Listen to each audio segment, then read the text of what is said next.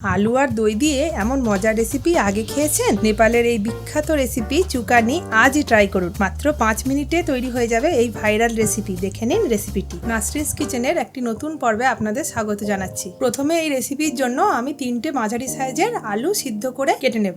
আলুগুলো সিদ্ধ করে রাখা আছে, আমি আস্তে আস্তে টুকরো করে কেটে নিচ্ছি। আলু আমি এইভাবে টুকরো করে কেটে নিয়েছি। এবার ধনেপাতা, পেঁয়াজ এবং লঙ্কা আমি স্লাইস করে কেটে নেব।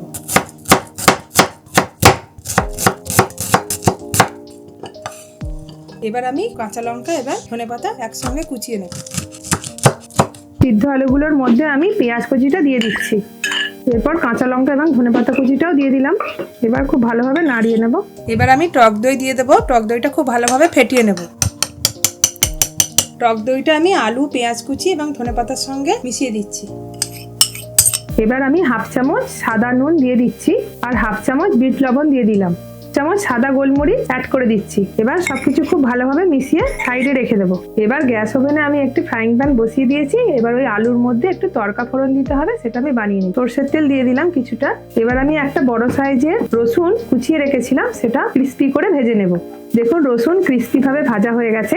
এবার আমি এই অবস্থায় তুলে নেব। এবার আমি ওই তেলের মধ্যে 1 চামচ সর্ষে ফোড়ন দিয়ে দিচ্ছি, 1 চামচ জিরেও দিয়ে দিচ্ছি ফোড়নের মধ্যে। এবার 2টো শুকনো লঙ্কা দিয়ে দিলাম, কারি পাতা কিছুটা দিয়ে দিচ্ছি।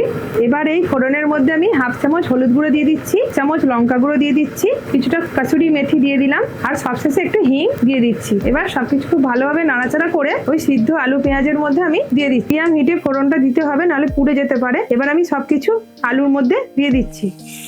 খুব ভালোভাবে নাড়িয়ে নিতে হবে।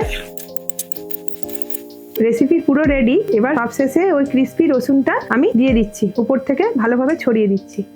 দেখতেই পেলেন কত কম সময়ে রেসিপিটি রেডি হয়ে গেল। বাড়িতে যখন কোনো কিছু রান্না করতে ইচ্ছে হবে না, তখন এটি কম সময়ের মধ্যে আপনারা বাড়িতে বানিয়ে নিতে পারবেন। খুবই সুন্দর হয় খেতে। এই রেসিপিটি ভাতের সঙ্গেও ভালো লাগে এবং এমনি খেতেও খুব মজা হয়। আমার রেসিপি যদি ভালো লেগে থাকে চ্যানেলটি লাইক, কমেন্ট করে সাবস্ক্রাইব করতে পারেন। দেখা হচ্ছে নেক্সট ভিডিওতে। ধন্যবাদ।